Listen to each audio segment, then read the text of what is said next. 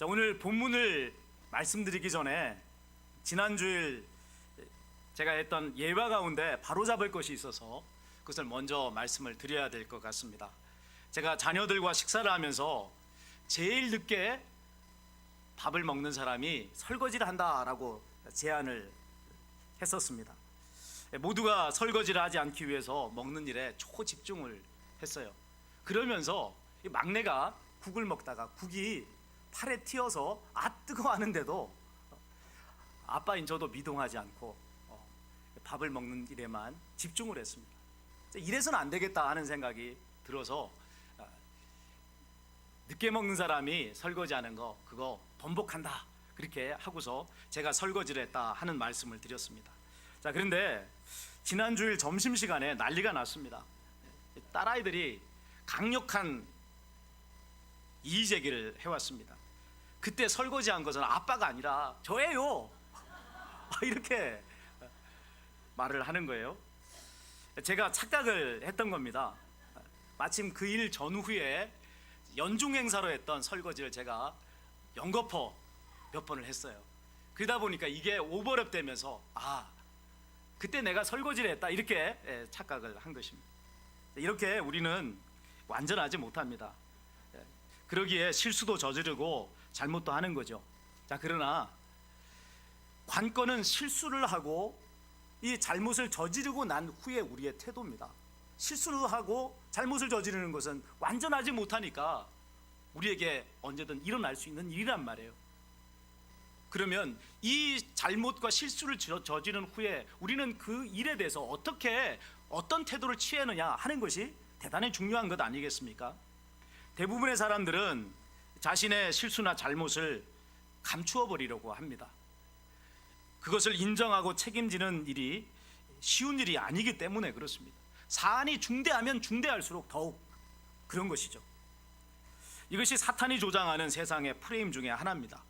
반면에 하나님의 백성들은 자신의 실수나 잘못에 대해서 인정하고 용서를 구하는 사람들이라는 것을 알아야 합니다. 잘못에 대해서 책임을 진다는 게 힘든 일이지만 우리에게는 누가 함께 계세요? 하나님이 함께 계신단 말이에요. 남의 집 유리창을 깨트렸을 때 고아는 달아나 버립니다. 그러나 부모가 있는 자녀는 부모님이 그 깨트린 유리창 값을 변상해 주잖아요. 혹 부모가 있는 아이라 할지라도 집이 너무 가난해서 그래서 도망치는 경우는 있을지 모르겠지만 우리 하나님은 우리의 어떤 실수도 잘못도 다 책임져 주시는 전능하신 분이라는 사실을 여러분 믿으시기 바랍니다. 이것이 우리가 가져야 하는 천국 백성의 프레임이라 하는 것입니다. 오늘 본문은요, 예수님을 따른다는 것이 무엇인가 하는 것에 대해서 말씀을 해주고 있습니다. 마태복음 8장 9장이 세계의 삼중구조로 되어 있다 이런 말씀을 드렸습니다. 이제 앞에 본문을 예로 들면 이런 거예요. 나병 환자를 치유하신 사건, 백부장의 하인을 치유하신 사건, 이 베드로의 장모의 병을 치유하신 사건, 이렇게 세 개의 그 치유 사건이 연속해서 나옵니다. 그리고 그 뒤에 오늘 본문에 제자도와 관계되는 말씀이 나오는 것을 보게 되는 것이죠. 이런 식의 구성이 3번 반복되어 있는 게 이게 8장 9장이다 이런 말씀인 것입니다. 앞서 나오는 이 연속된 3개의 사건들은 예수님이 어떤 분이신가 하는 것에 대한 증언입니다. 그리고 뒤에 나오는 제자도와 관련된 말씀은 어떻게 예수님을 따를 것인가 하는 것에 대한 말씀인 거죠.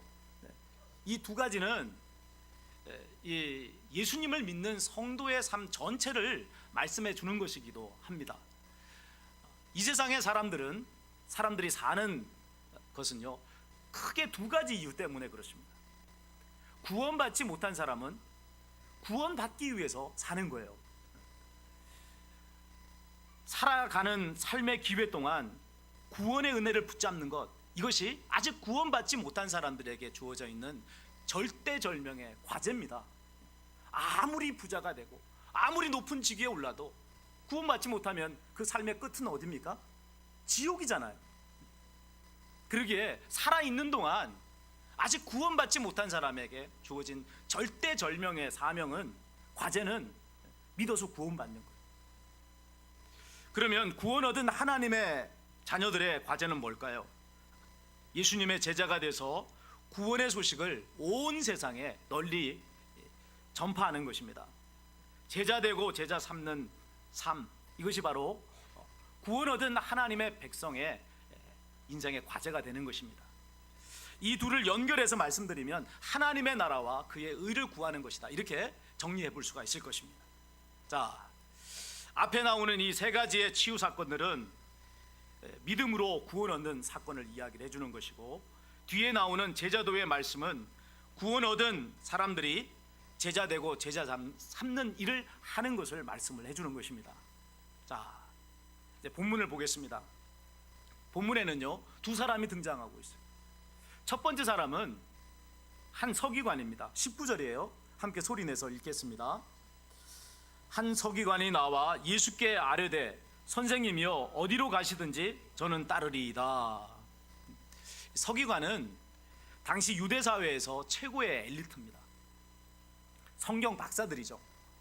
자, 그런 그가 예수님께 나와서는 어디로 가든지 예수님을 따르겠습니다라고 말하고 있는 것입니다. 우리가 예수님이었다면 상당히 우쭐해 줄 수 있는 그런 상황인 거예요. 당시의 최고의 엘리트 중인 하나가 제가 예수님 따르겠습니다, 당신의 제자가 되겠습니다, 이렇게 말하고 있는 거 아니에요? 서기관 역시도 자신이 이 말씀을 드릴 때 크게 환영받을 것이다, 그렇게 기대했을 것입니다. 서기관의 입장에서는 이 갈릴리 나사렛에 젊디 젊은 이 청년 예수의 제자가 되겠다고 말씀드리는 것은 그에게 얼마나 큰 결단에 있어야만 가능한 일이었겠어요. 자, 그런데 놀랍게도 예수님께서는 그런 서기관의 말을 들으시고 어떤 환영도 치하도 하지 않더라는 것입니다. 대신에 예수님을 따른다는 것이 어떤 것인지 말씀을 해주고 있습니다. 자, 우리 20절이에요. 함께 읽습니다. 예수께서 이르시되 여우도 굴이 있고 공중의 새도 거처가 있으되 인자는 머리 둘 곳이 없다 하시더라. 이 말씀의 의미가 무엇이겠습니까? 예수님을 따른다는 것이 부와 명예와 출세를 보장하기는커녕 섬김과 희생으로 가득 차 있는 길이다 하는 것을 말씀을 해주고 있는 것입니다. 여기서 우리는 서기관이 왜 예수님을 따르겠다고 말씀드렸는가, 그 목적이 어디 있었는가 하는 것을 확인해 볼 수 있습니다. 그는 예수님의 가르침을 들었고 권능의 역사를 지켜보면서 크게 감동했습니다. 정말 예수님이 대단한 분이시라고 생각을 한 것입니다. 그래서 예수님을 따르면서 그분의 가르침을 받아야겠다라고 각오를 한 거죠. 근데 그 각오에 예수님을 따르겠다고 하는 그 일의 최종적인 목적은 어디 있었다는 거예요? 부를 얻고 명예를 얻고 출세하는 데 목적이 있었다 하는 것입니다. 예수님이 어떤 분이신지를 모르고 크게 착각한 것이죠. 이것은 예수님을 부를 때 주님이라고 부르지 않고 선생님이라 부르는 데서도 고스란히 드러나는 것입니다. 호칭이라는 것은 서로와의 관계를 말씀해 주는 것이죠. 선생님이라 하는 이 호칭은요, 랍비라는 그 말을 우리말로 번역한 것인데, 이 당시 율법 교사들을 지칭할 때 사용한 말이었습니다. 선생님이요, 랍비요. 정리하여 말씀드리면 이 서기관은 예수님을 메시아로 영접한 것이 아니라 율법 교사 중 하나로 영접을 했다는 것입니다. 그래서 그분께 배워서 이름 있는 자신 또한 랍비가 되어 입신양면하겠다라고 하는데 목적이 있었던 것이죠. 우리 자신이 이런 사람은 아닌가 돌아볼 필요가 있습니다. 예수님의 가르침에 크게 감동받았을 수도 있습니다.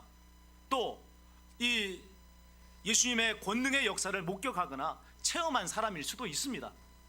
그러나 예수님을 여전히 큰 선생님 정도로 생각하고 그분을 믿고 따르고 있다면 그 사람은 진짜 예수님의 제자는 아니죠. 그 사람이 예수님의 가르침을 받아서 또는 권능을 받아서 최종적으로 얻기 원하는 게 뭐겠어요? 예수님을 진정한 메시아로, 나의 구원자로 영접하지 않는 사람은요, 그 사람의 인생의 목적은 자기의 영광을 추구하는 데 있는 거예요. 입심양명을 하고 부귀 영화를 누리고 하는 것에 목적이 있게 되는 것입니다. 예수님께서 이 세상에 오신 것은 당신의 입심양명을 위해서 오신 것이 아닙니다. 이 땅에 죽어가는 사람들을, 영혼들을 구원하시기 위해서 오신 것입니다. 그래서 예수님의 일생을 보면요, 시종일관 하나님의 나라를 위한 섬김과 희생으로 가득 차 있는 것을 볼 수가 있습니다. 오늘 본문의 배경이 되는 것이 18절에 나오는데요, 이 18절의 말씀을 보면 예수님의 삶과 오늘 예수님께 나와서 내가 예수님 따르겠습니다 하고 말씀드린 이 서기관의 삶이 어떻게 대조되는가 하는 것을 말씀을 해주고 있어요. 우리 18절 한번 소리내서 읽겠습니다. 예수께서 무리가 자기를 애워싸는 것을 보시고 건너편으로 가시기를 명하시니라. 여기 무수한 사람들이 예수님의 치유 사역의 소문을 듣고 몰려온 거예요.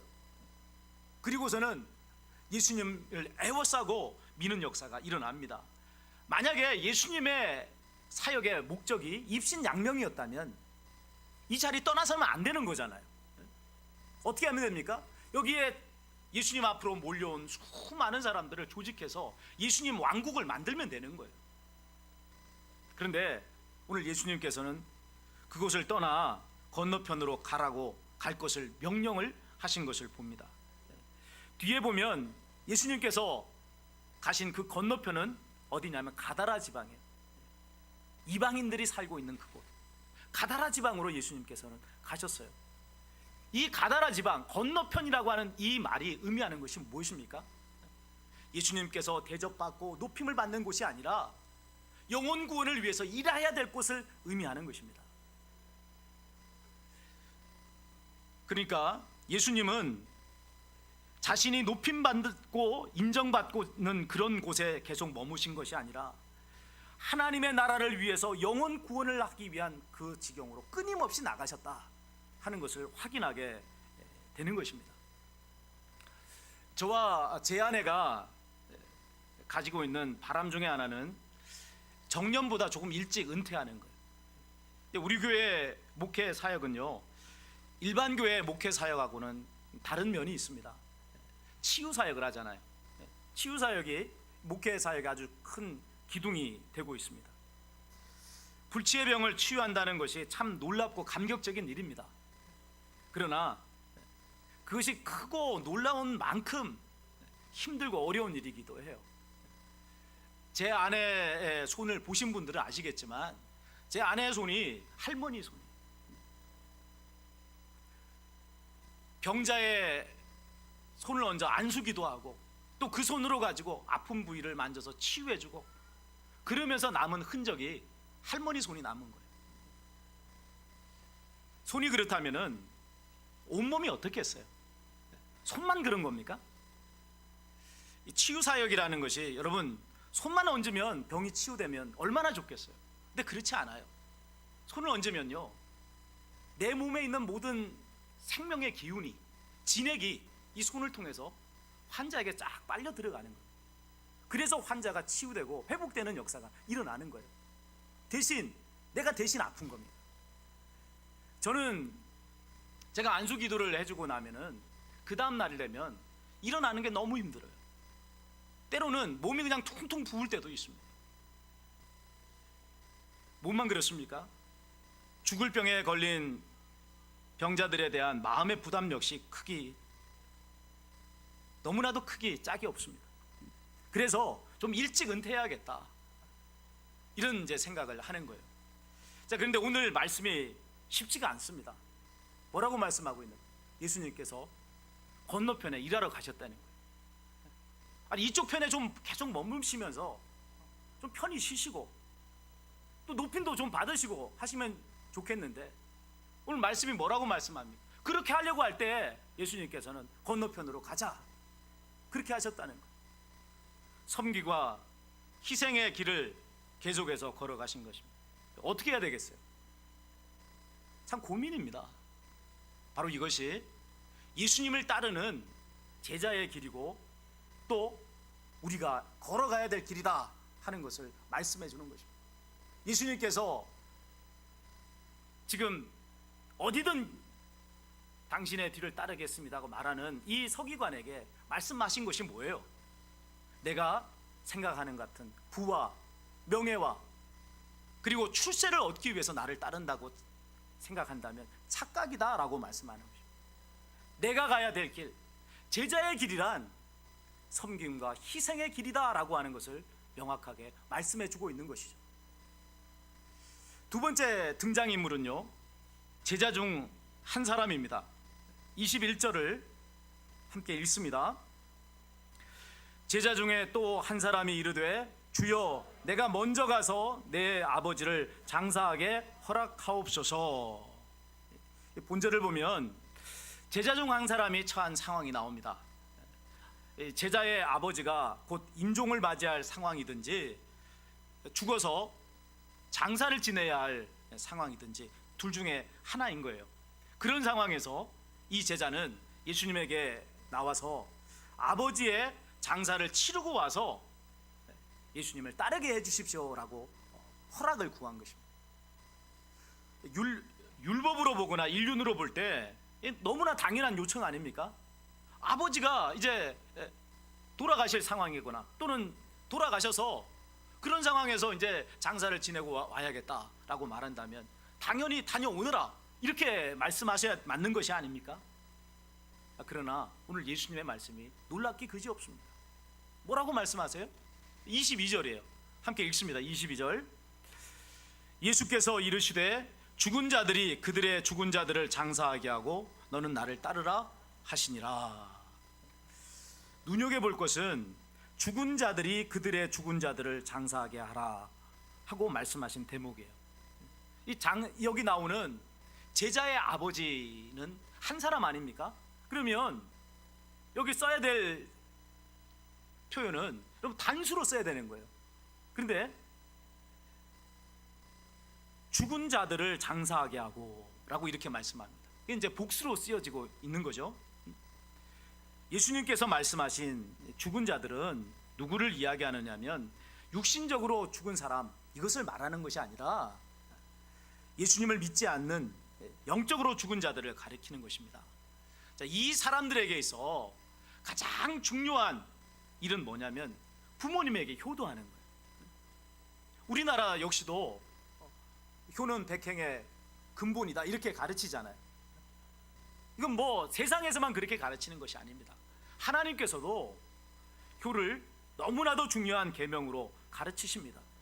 눈에 보이는 부모를 공경하지 않는 자가 어찌 눈에 보이지 않는 하나님을 공경하려, 이렇게 말씀을 하시고 있는 거예요. 그러니까 부모님을 공경하는 것이 하나님을 공경하는 것과 연결되어 있다, 이렇게 이제 말씀을 하시는 거 아니에요? 자, 그러나 지금 예수님께서 말씀하시는 것은 부모님께 효도하는 것보다 더 우선하는 것이 있다 하는 것을 말씀하시는 것입니다. 그 우선하는 것이 뭡니까? 뭐가 부모님께 효도하는 것보다 더 우선하는 일이죠? 뭐예요? 예수님을 따르는 것. 이것이 부모님께 효도하는 것보다 더 우선하는 것이다 라고 예수님은 말씀하고 있어요. 자, 예수님께 나와서 부모님께를 장사하고 와야겠습니다 라고 요청했던 제자의 이 말과 예수님의 답변을 종합해서 당시의 상황을 좀 크게 그려보면 이런 것입니다. 자, 제자 중에 하나가 예수님께 나와서 연로한 부친을 먼저 모신 후에 예수님을 따르겠습니다 라고 말씀을 드린 것이죠. 이에 대해 예수님께서는 제자로서의 사명에 대해서 일깨워 주신 것입니다. 내가 최우선순위에 둬야 할 것은 예수님을 따르는 것이다 라고 말씀하신 거예요. 이 말씀을 오해해서 부모님 모시지 않아도 된다, 부모님께 효도하지 않아도 된다, 이렇게 생각해서는 안 됩니다. 그런 사람은 예수님을 따르는 사람도 아니고 하나님의 백성도 아닌 거죠. 우리가 참되게 하나님을 믿는다면 당연히 부모님께 효도하고 부모님 공경하는 거 너무 당연한 거 아니겠습니까? 그것을 하지 않으면 하나님을 공경하지 않는다고 하나님께서 명확하게 말씀하신 거란 말이에요. 그러나 그 우선순위에 있어서, 우리가 살아가는 인생의 우선순위에 있어서 가장 앞서는 것이 있는 거예요.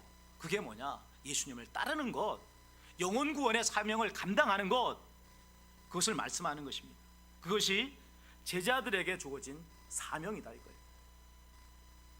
예를 들어 보겠습니다.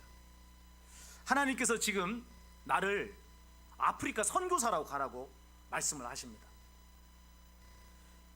그런데 집에 연로한 아버지가 계신단 말이에요. 어떻게 해야 되죠?